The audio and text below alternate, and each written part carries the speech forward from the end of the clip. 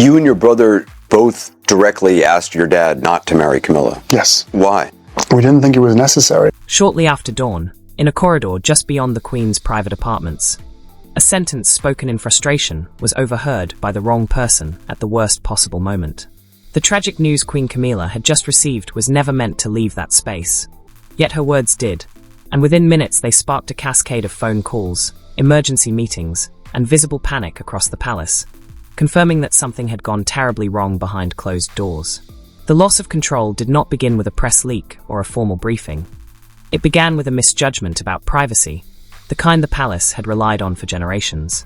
The long-held assumption that certain spaces remained insulated from consequence no longer applied, and that realization spread faster than anyone expected. The news reached senior members of the household shortly before sunrise, delivered with the urgency reserved for developments that cannot be softened, the kind that instantly altered schedules, cleared rooms, and postponed conversations. Those who received it understood immediately that the day ahead would not unfold as planned. Queen Camilla had learned of the news in a private sitting room adjoining the inner apartments, a space chosen precisely for its presumed security. Only a handful of aides were nearby, positioned at what was believed to be a safe distance. The walls were thick, the corridors narrow, and privacy had always been taken for granted, an assumption that proved costly. Her reaction was immediate and unguarded, not dramatic, but raw in a way rarely witnessed by anyone outside her closest circle. She spoke aloud, not to anyone in particular, but to the reality that had just been placed before her. Her words were unfiltered, unrehearsed, reflecting shock, frustration, and a dawning recognition of consequence. What she did not realize was that a door down the corridor had been left partially open. The person who overheard her remark was neither senior enough to intervene, nor junior enough to dismiss it as inconsequential. Within moments, that sentence was repeated in a whisper, then in a phone call, then in hurried exchanges among aides who understood precisely why the words mattered. The content of what Camilla had said was troubling. The context was worse. By the time the first senior official was alerted, the palace had already entered a state of quiet alarm. Phones rang in offices rarely contacted before mid-morning. Schedules were paused. Movements were redirected. Doors normally left open were shut without explanation. The atmosphere shifted perceptibly into chaos, but into containment mode. The situation was particularly volatile because the news Camilla had received was not yet public and was never meant to be. The institution had not agreed on acknowledgement, let alone a response. Yet her overheard words hinted at both severity and internal awareness. If they reached beyond the palace walls, they would reveal not just emotion, but the sequence of reactions within the household. Sequence is everything. Aides quickly realized the problem was no longer the news itself, but the implication that senior figures were already responding, signaling knowledge that invited scrutiny, and scrutiny invited questions the palace was unprepared to answer. An emergency call was placed to King Charles's private office, already receiving updates on parallel developments. The message was concise and urgent. A remark had been overheard, its content irretrievable, and containment needed to begin immediately. The first concern was not who had heard it, but who might hear it next. In the palace, information rarely stops where it begins. Travels through formal and informal networks until it meets resistance or amplification. In this case, resistance arrived too late. Attention turned swiftly to Camilla's position, as the issue was no longer whether she had misspoken, but that her words, taken out of context, could be interpreted as confirmation of something the palace had not acknowledged. Intent did not matter, perception did. Within the hour, Camilla was informed that her words had traveled, a revelation that carried particular weight. She had navigated public scrutiny for years, but this was different. His was not a misinterpreted gesture or an ill-timed appearance. This was the exposure of an unfiltered reaction at the precise moment the institution required discipline. Her response was described as controlled but shaken. She understood immediately why the palace was reacting as it did, and her concern was not for herself, but for the damage such a moment could cause if allowed to spread unchecked. By mid-morning, it was clear that the palace had crossed a threshold, and what unsettled officials most was not the content of the overheard remark, but what it revealed about the institution's vulnerability. Even the most protected spaces were no longer immune to consequence. The palace had not yet decided how to address the tragic news that had sparked Camilla's reaction, but it now faced an entirely different challenge.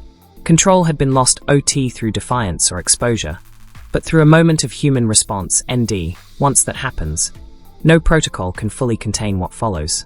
The tragic news itself arrived without ceremony or warning, and those who received it understood immediately that it was not information meant to be absorbed gradually.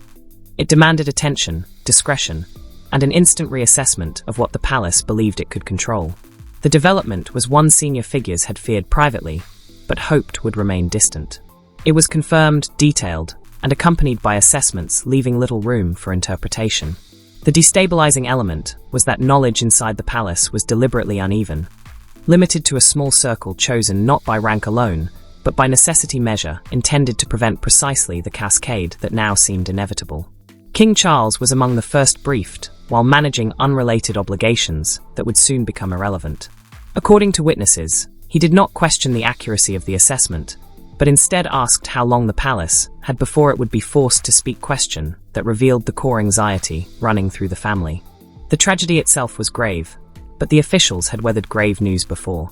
What unsettled them was the narrowing gap between internal awareness and public inevitability.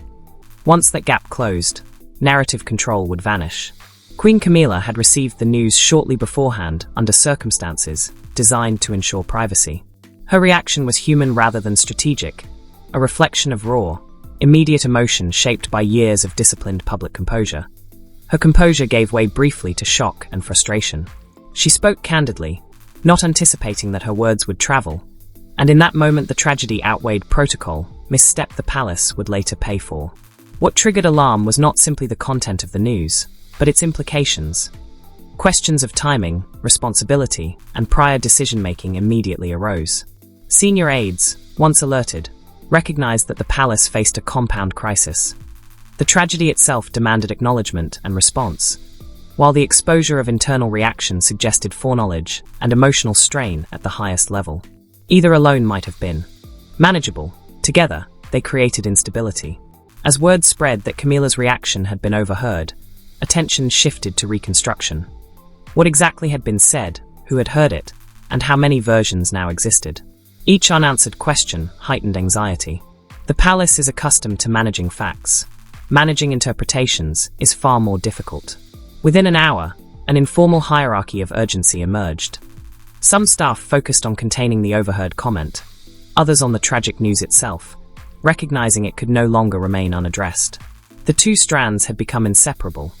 Any response to one would inevitably touch the other. Prince William was briefed later, that morning, after initial containment efforts had begun. His reaction, according to aides, was restrained but decisive. He understood immediately that the palace had lost the luxury of delay. The tragedy had crossed from private burden into institutional threat. His concern extended beyond immediate fallout to precedent. If the palace appeared reactive rather than proactive, public trust would erode. The overheard remark had already suggested disarray, and the next steps would determine whether that impression hardened or dissipated.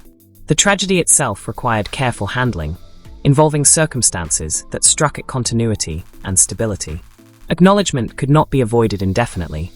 The only remaining question was whether it would come through controlled disclosure or forced revelation. As the morning progressed, the latter became increasingly likely. Information moved through the palace ecosystem in ways no protocol could fully regulate. Staff spoke, phones vibrated, glances lingered too long, and even silence communicated unease. What united everyone was the recognition that the palace no longer operated from a position of strength. The tragedy had stripped away any margin for error. By midday, the internal mood had shifted from alarm to grim focus. This was no longer about preventing panic. It was about navigating it. Though the tragic news that set everything in motion remained officially unacknowledged, its gravity had already begun to shape every decision and interaction within the palace. Behavior, tone, and expectation had shifted across the palace. Every conversation carried an edge. Every decision felt provisional. The institution had hoped to manage this moment quietly, carefully, and on its own terms, but instead it was forced to confront a reality it had long tried to defer. The tragedy had arrived, bringing with it a loss of control that could not easily be reversed. By early morning, the palace was no longer wondering whether Camilla's words had been overheard. That question had been answered decisively. The focus shifted to something far more dangerous. What precisely had been heard, and why did it carry such destabilizing power? The remark itself was not dramatic in tone. It was not a declaration, confession, or accusation. What made it alarming was its clarity, spoken in a moment of unguarded reaction. It referenced consequence rather than possibility, and implied awareness not only of the tragic news, but of its inevitability, collapsing the distance between internal understanding and external assumption. That collapse terrified palace officials. Under normal circumstances, ambiguity functions as insulation. Carefully chosen language allows the institution to buy time, manage expectations, and gradually shape understanding. Camilla's overheard words bypassed that process entirely. They did not hedge, did not soften, and landed fully formed, stripped of context, and open to interpretation. The palace had survived misstatements before, but moments suggesting internal certainty alongside public silence were far more perilous. Queen Camilla was never meant to be the voice carrying such weight. Her role in crises had traditionally been private support, not public signaling. That distinction dissolved the instant her words escaped the room.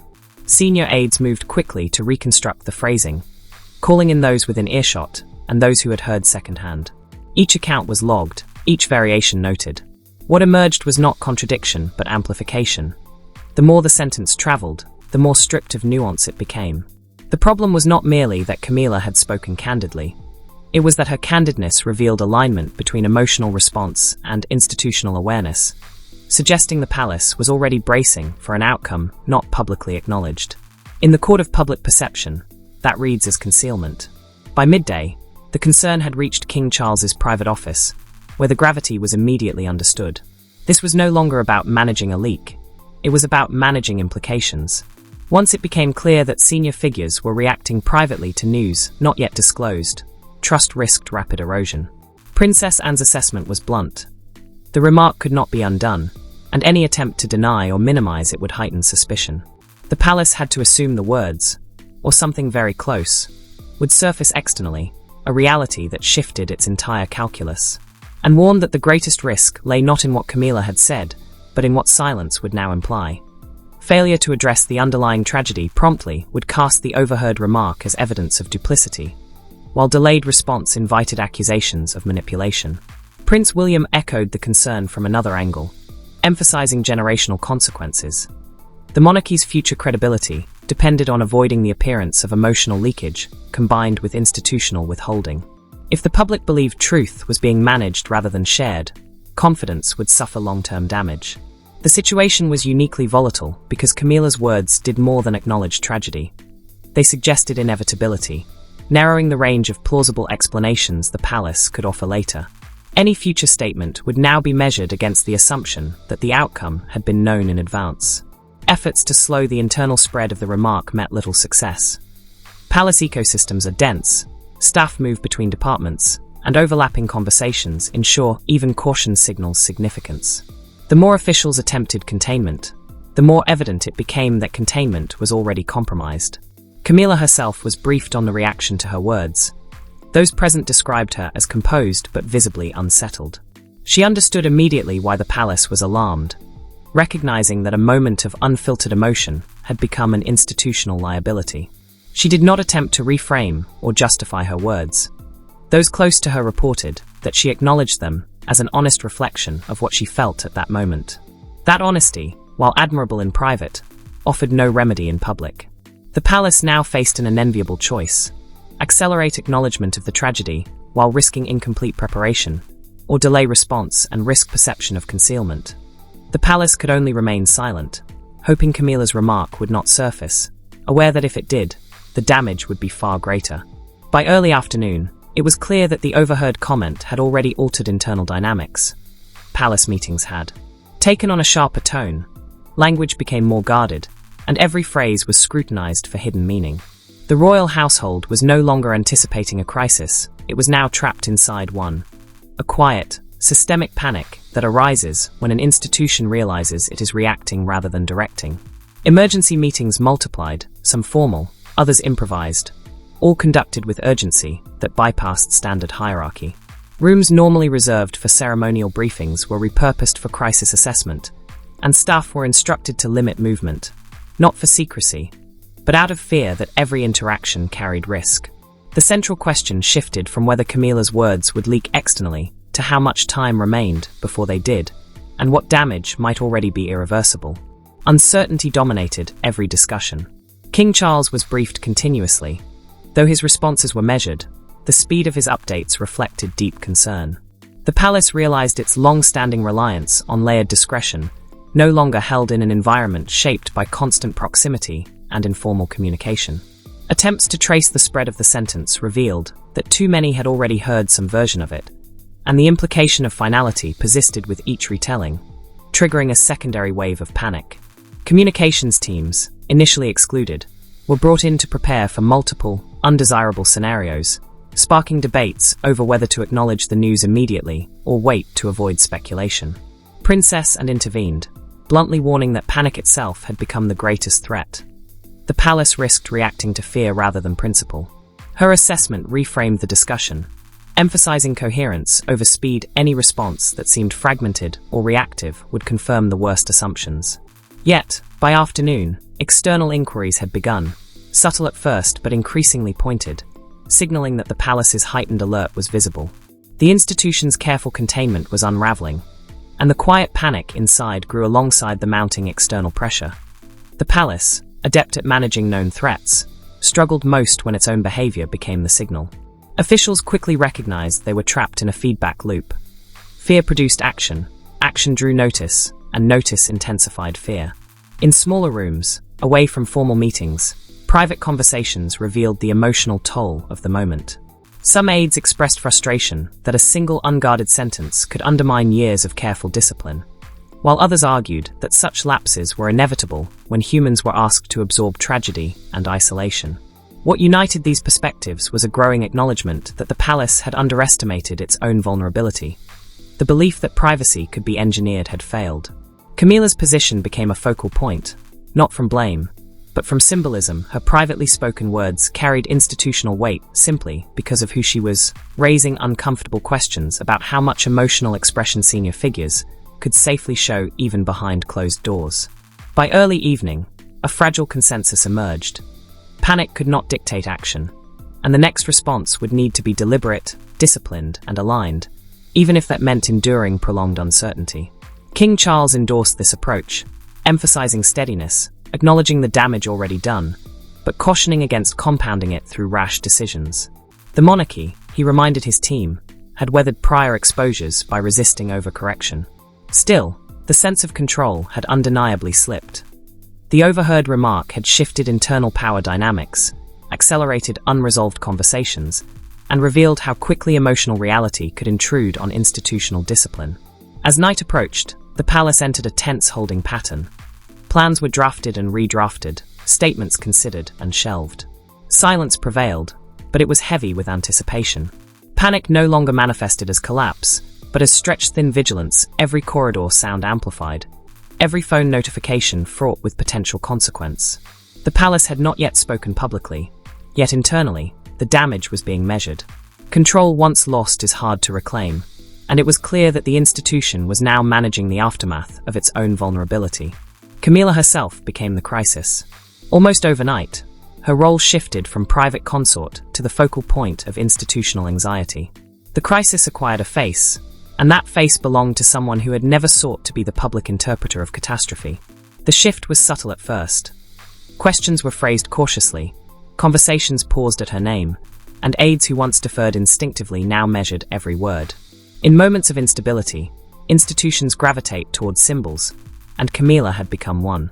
She quickly recognized the change, aware that every movement risked interpretation. Inside the palace, senior officials debated how to protect both Camilla and the institution without signaling retreat, confronting the delicate balance between safety and perception.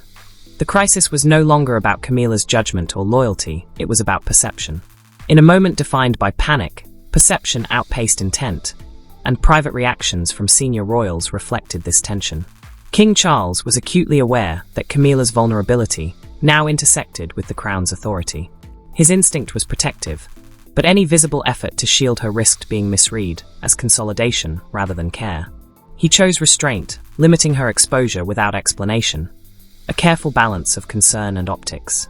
There would be no appearances, no unscheduled engagements, no opportunities for misinterpretation. This was not isolation, it was insulation. Princess and, in contrast, focused on stabilizing the narrative environment around Camilla rather than shielding her. She spoke privately with those managing the crisis, warning that personalization of panic was dangerous and that the institution must not allow anxiety to converge around an individual. Anne's intervention reframed the problem. It was not that Camilla had spoken, but that the palace had been unprepared for the human cost of absorbing tragedy in silence. Prince William viewed the situation even more strategically, recognizing that Camilla's predicament revealed a broader vulnerability. If a single overheard comment could place her at the center of crisis, so could anyone. The institution needed to adapt, not by suppressing humanity, but by acknowledging its limits. Meanwhile, the external risk persisted. The longer the palace remained silent, the more precarious Camilla's position appeared. Absence had begun to define public perception. Contingency plans were quietly adjusted so that, if her words surfaced, any response would decouple them from institutional intent, acknowledging emotion without validating assumptions. A narrow, delicate path. Camilla was kept informed but not burdened with strategy, as advisors judged that her involvement would only increase stress. She accepted this with composure, though the strain was evident. Years of navigating public scrutiny had not prepared her for being perceived as the voice of panic. The emotional weight of that perception was heavy, even if unfair, and it subtly eroded confidence, shaping how her words would be received long after the moment passed. As days went on, the palace's internal posture hardened. There would be no public distancing from Camilla, but neither would her voice be elevated. The institution chose to absorb the moment quietly, trusting that consistency would outlast speculation. Silence carried its own risk, allowing unchecked narratives to develop, but officials calculated that intervention would only amplify attention. What became clear was that Camilla's position had changed fundamentally. She was no longer merely adjacent to the crisis, she had become part of its root, a reality that would define palace operations going forward. Did I end choosing this path? The monarchy accepted a harsh truth. Human reaction cannot be engineered out of a crisis, it can only be managed after it occurs.